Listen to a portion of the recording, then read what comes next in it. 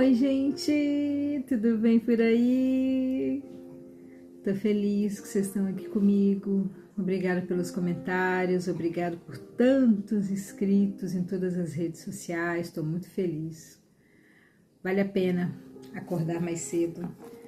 Vale a pena ficar aqui lendo a Bíblia com vocês, fazendo essa devocional juntos, porque é muito gratificante ler os comentários de vocês, enche meu coração de alegria, deixa meu coração bem quentinho.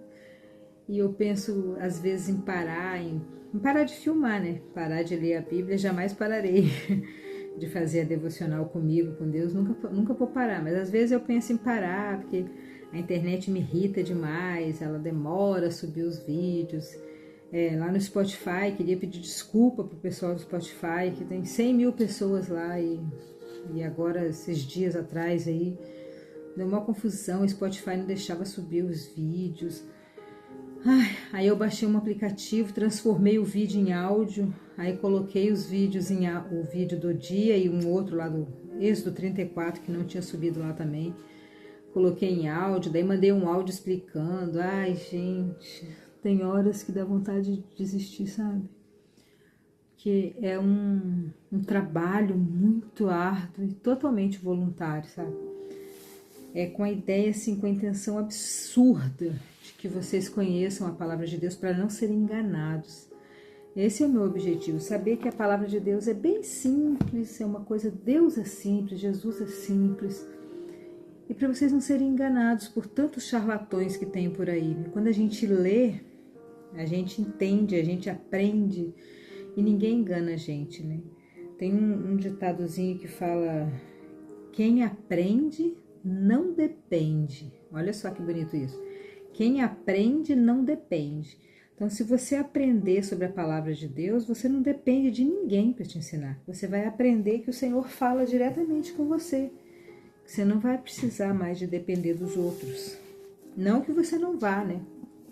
Na igreja, ter comunhão com os irmãos, você ter uma vida boa lá, porque é muito legal também participar de uma comunidade, ser parte de alguma coisa é muito gostoso. Mas você não vai mais depender disso para aprender a palavra de Deus.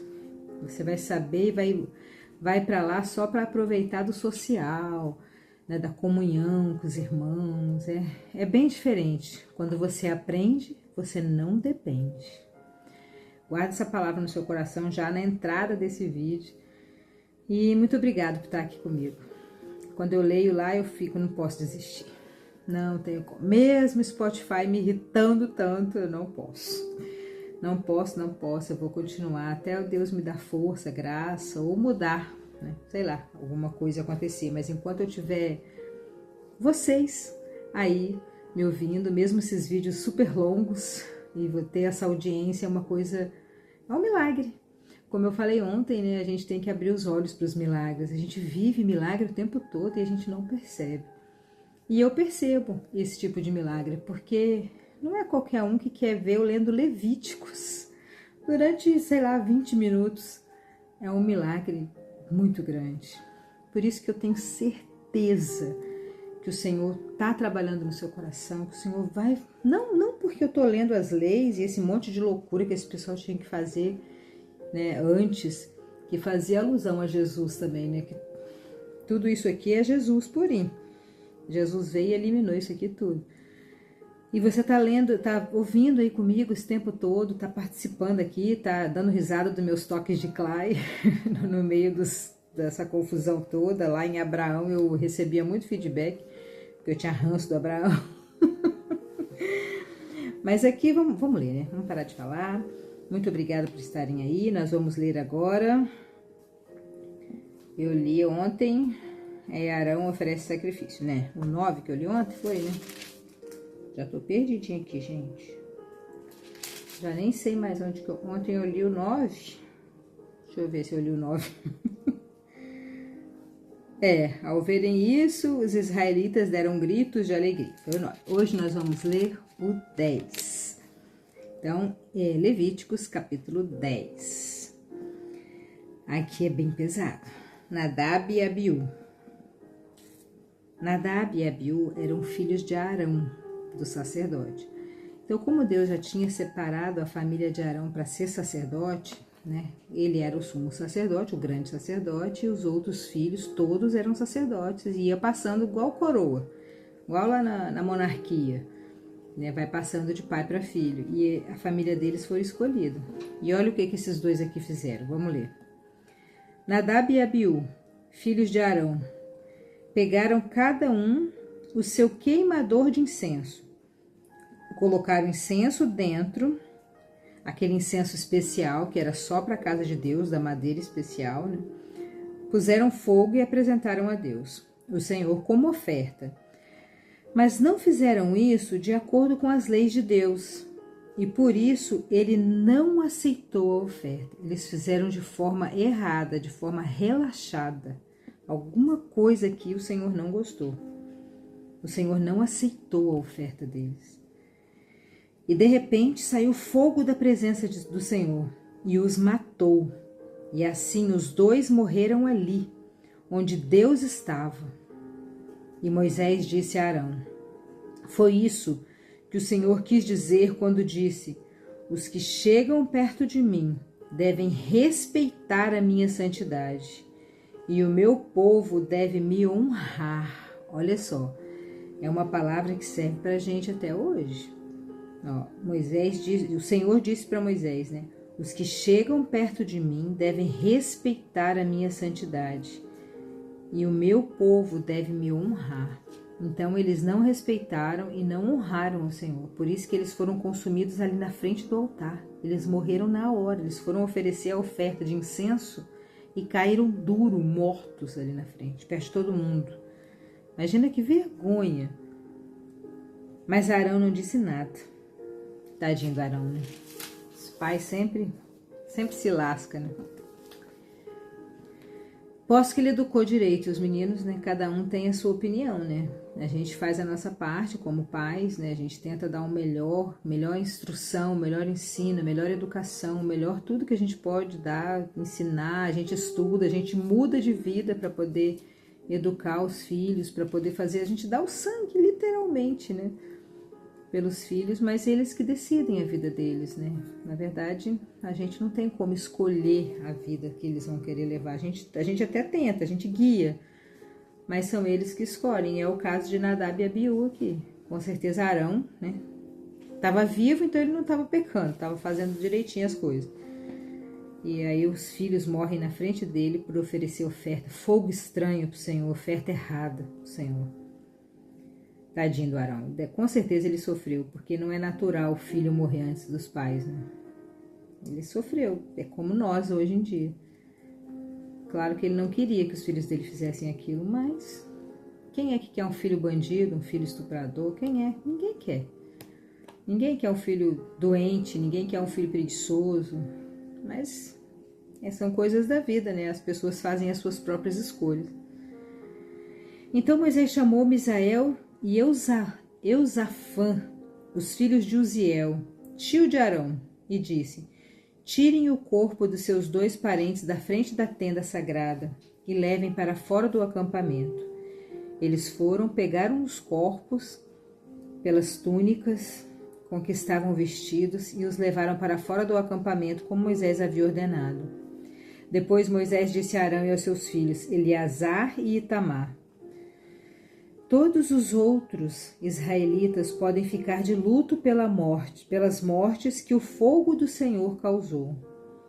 Mas vocês não deixem de pentear os cabelos, nem rasguem as suas roupas em sinal de luto. Se fizerem isso, vocês morrerão, e o Senhor ficará irado com todo o povo. Não se afastem da entrada da tenda sagrada, para que não morram, pois vocês foram ordenados com o azeite sagrado de Deus, o Senhor. E os três fizeram o que Moisés mandou. Cara, eles não puderam nem curtir o luto, eles não puderam nem viver esse momento horrível, assim, né? Porque eles eram separados para o Senhor, né? E não sei porquê também, deve ter sido bem difícil para o Arão, né? E para os seus irmãos também, né? Eles perderam 2 irmãos de uma vez só. E também foi uma grande lição para parar de fazer as coisas relaxadamente para o Senhor, de qualquer forma, fazer de qualquer jeito, se apresentar de qualquer jeito. Ai, Deus não gosta disso, né? Então, é triste. Eles obedeceram porque depois de uma dessa também, né? Fica difícil não obedecer. O Senhor Deus, versículo 8. O Senhor Deus disse a Arão. Deus disse a Arão agora, direto a Arão. Nem você, nem os seus filhos podem entrar na tenda sagrada depois de terem bebido vinho ou cerveja. Tem cerveja na Bíblia? Não me lembrava disso. Será que nas outras traduções também tem? Deixa eu ver quanto tempo para eu ver se eu consigo ver em outra tradução. Gente, vocês estão achando eu doida, né? Mas é porque eu sou assim mesmo, gente. Eu fico invocada com uma coisa. Vamos ver na Almeida. Capítulo 10, versículo 9. Rapidinho eu vou olhar. Para tirar, aposto que você também pensou isso, né? Para tirar a nossa dúvida aqui. Será que está escrito cerveja no último? Não, não está. Sou doida, mas não tanto. Porque essa Bíblia que eu leio aqui para vocês, eu leio porque eu tô lendo para todo mundo, assim. Eu gosto dessa leitura, que é uma leitura mais simplificada, mais fácil de entender. Tanto que tá falando, ó, vinho, cerveja, são coisas atuais. Mas a Bíblia que eu estudei, que eu passei a minha vida toda lendo, é essa Almeida. A Bíblia, na escrita Almeida, é uma escrita antiga. E aqui diz assim, ó. Qual versículo? 9, né? O Senhor falou a Arão, vinho ou bebida forte, tu e os teus filhos não bebereis, quando entrares na tenda da congregação, para que não morrais. Estatuto perpétuo será isso entre as vossas gerações. É chato, né, essa leitura aqui, por isso que eu não leio assim para vocês, mas aqui, nessa aqui, eu acredito seja um pouquinho mais próxima do original, fala vinho e bebida forte. Acho que não existia cerveja nessa época, né? Eu tenho quase certeza disso, viu? Quase certeza. Mas aqui na nova linguagem da tradução de hoje tem. Então, ó, aqui fala, na tenda sagrada depois de ter bebido vinho ou cerveja. Se vocês fizerem isso, vocês morrerão. Tá vendo como que é bem mais fácil do que ali, ó? Ó, congregação que não morrais, estatuto perpétuo para as vossas gerações. É muito... A ideia aqui de ler para vocês é que todo mundo entenda. Uma criança entende o que é vinho e cerveja melhor do que vinho e bebida forte. A criança não sabe disso e pessoas também, né? É mais fácil. Por isso que eu leio aqui. Entenderam a diferença? Todos os seus descendentes também deverão obedecer a essa lei. Vocês devem estar em condições de fazer diferença entre o que é e o que não é sagrado. Olha, vocês devem estar em condições, quer dizer, as pessoas que bebem a bebida forte, a cerveja, o vinho, qualquer coisa, elas ficam sem condições de definir o certo e o errado, o que é santo e o que não é santo. Engraçado que essas pessoas que bebem, eu convivi com muitas pessoas que bebem, meu pai era alcoólatra, e eles sempre acham que eles conseguem, que eles sabem. Eles acham que eles conseguem dirigir, eles acham que eles sabem definir, eles acham que eles estão normais. E a Bíblia está falando aqui, ó, vocês têm que ter condições de fazer a diferença entre o que é santo e o que não é, o que é sagrado e o que não é, entre o que é impuro e o que é puro. Quer dizer, não podem beber, né? Quando vocês beberem, não pode entrar lá no templo, né? Para julgar as pessoas. E devem ensinar aos israelitas todas as leis que eu, o Senhor, dei a eles por meio de Moisés. E Moisés disse a Arão e a Eleazar e a Itamar, os 2 filhos de Arão que ainda estavam vivos. Ele tinha 4, morreu 2, ficou 2. Peguem a farinha da oferta de cereais que sobrou das ofertas de alimentos apresentadas a Deus, o Senhor, e façam com ela pães sem fermento. E comam esses pães perto do altar, pois são uma coisa muito sagrada. Comam os pães num lugar sagrado, pois é a parte de alimentos oferecidos a Deus que pertence a vocês e aos seus filhos. Foi isso o que o Senhor me ordenou. Vocês e suas famílias têm direito de comer o peito e a coxa que são apresentadas ao Senhor, como oferta especial. Essa parte das ofertas de paz feitas pelos israelitas pertencem a vocês e aos seus filhos. Comam isso num lugar puro. Os israelitas trarão a Deus como oferta especial a coxa e o peito do animal na hora em que a gordura for queimada como alimento oferecido ao Senhor. Essas partes do animal pertencem a vocês e aos seus descendentes para sempre, conforme o Senhor ordenou. Depois Moisés perguntou onde estava o bode que seria sacrificado como oferta para tirar os pecados e ficou sabendo que já tinha sido queimado. Ele ficou muito zangado. Que legal isso aqui. Ele ficou muito zangado com Eleazar e com Itamar e perguntou: por que é que vocês não comeram no lugar sagrado a oferta feita para tirar os pecados? É uma oferta muito sagrada e o Senhor a deu a vocês a fim de que oferecessem na presença de Deus para conseguir o perdão dos pecados do povo.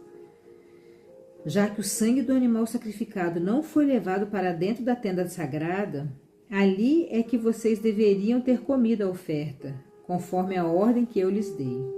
E Arão respondeu: o povo apresentou hoje a Deus, o Senhor, a oferta para tirar os pecados e as ofertas que são completamente queimadas, mas mesmo assim me aconteceram essas coisas terríveis, tadinho do Arão.